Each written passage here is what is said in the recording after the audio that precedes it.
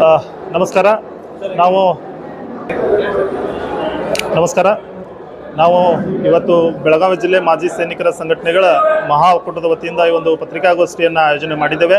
ಈ ಪತ್ರಿಕಾಗೋಷ್ಠಿಯ ಉದ್ದೇಶ ಏನಂತಂದರೆ, ಇದೇ ಮೇ 14ರಂದು ಜಿಲ್ಲಾಡಳಿತ ಬೆಳಗಾವಿಯ ಶಿವಮ್ ಅಸೋಸಿಯೇಟ್ನ ಮೇಲೆ ಮಾಡಿದ ದಾಳಿಯಲ್ಲಿ ನಮ್ಮ ಸಾಕಷ್ಟು ಸಂಖ್ಯೆಯ ಮಾಜಿ ಸೈನಿಕರು ಅದರಲ್ಲಿ ಹಣವನ್ನು ಹೂಡಿಕೆ ಮಾಡಿದ್ದಾರೆ ಅನ್ನುವಂಥ ವಿಷಯ ಮಾಧ್ಯಮದ ಮುಖಾಂತರ ನಮ್ಮ ಗಮನಕ್ಕೆ ಬಂದಿದ್ದು, ಈ ಒಂದು ಪ್ರಕರಣದಲ್ಲಿ ಈಗಾಗಲೇ CID ತನಿಖೆಯಲ್ಲಿ ಈ ಪ್ರಕರಣ ಇದೆ.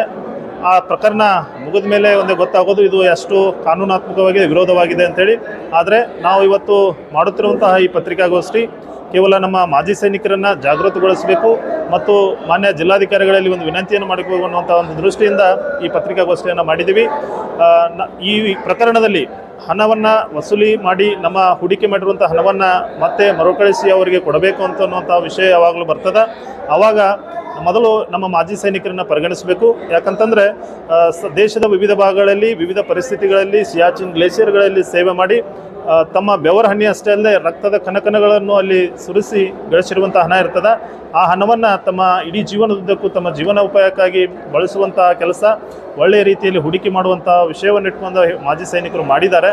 ಆ ಹಣಕ್ಕೆ ಯಾವುದೇ ತೊಂದರೆ ಆಗಬಾರ್ದು, ಯಾವುದೇ ಮೋಸ ಆಗಬಾರ್ದು ಅನ್ನೋಂಥ ದೃಷ್ಟಿಯಿಂದ ಮತ್ತು ನಮ್ಮೆಲ್ಲ ಮಾಜಿ ಸೈನಿಕರಿಗೆ ಈ ಮೂಲಕ ವಿನಂತಿಯನ್ನು ಮಾಡಿಕೊಳ್ಳೋದೇನಪ್ಪ ಅಂತಂದ್ರೆ, ತಾವು ತಮ್ಮ ಹಣವನ್ನು ಎಲ್ಲೇ ಹೂಡಿಕೆ ಮಾಡಲಿ, ಯಾವಾಗಲೂ ಹೂಡಿಕೆ ಮಾಡಲಿ, ಕಾನೂನುಬದ್ಧ ಹಾಗೂ ಕಾನೂನು ಚೌಕಟ್ಟಿನಲ್ಲಿರುವಂತಹ ಸಂಘ ಸಂಸ್ಥೆಗಳಲ್ಲಿ, ನ್ಯಾಷನಲೈಸ್ ಬ್ಯಾಂಕ್ಗಳಲ್ಲಿ ತಮ್ಮ ಹಣವನ್ನು ಹೂಡಿಕೆ ಮಾಡಬೇಕು. ಆ ಹಣ ಒಮ್ಮೆ ನಮ್ಮ ಕೈ ಬಿಟ್ಟರೆ ಎಷ್ಟು ತೊಂದರೆ ಆಗ್ತದೆ ಅನ್ನುವಂಥದ್ದು ತಮ್ಮೆಲ್ಲರಿಗೂ ಗೊತ್ತಿದೆ. ಅದಕ್ಕಾಗಿ ತಾವು ಆ ತಮ್ಮ ಹಣವನ್ನು ಸುರಕ್ಷಿತವಾಗಿ ತಾವು ಹೂಡಿಕೆಯನ್ನು ಮಾಡಬೇಕನ್ನುವಂಥ ಮನವಿಯನ್ನು ತಮ್ಮ ಮೂಲಕ ನಮ್ಮ ಮಾಜಿ ಸೈನಿಕರನ್ನ ಮಾಡ್ಕೋತೀವಿ ಸರ್. ಮುಂದಿನ ಹೋರಾಟ ಅಂತ ಏನಿಲ್ಲ ಸರ್, ನಾವು ನಮ್ಮ ಬೇಡಿಕೆಯನ್ನು ಮಾನ್ಯ ಜಿಲ್ಲಾಧಿಕಾರಿಗಳು ನಾವು ನೀಡ್ತೀವಿ. ಇದು ಯಾವಾಗ ತನಿಖೆ ಪೂರ್ಣಗೊಳ್ತದ ಆ ನಂತರ ನಮ್ಮೆಲ್ಲ ಹಿರಿಯರನ್ನು ಕರ್ಕೊಂಡು ಅದ್ರ ಬಗ್ಗೆ ಚರ್ಚೆ ಮಾಡಿ ಮುಂದಿನ ಕ್ರಮವನ್ನು ನಾವು ಕೈಗೊಳ್ತೀವಿ ಸರ್.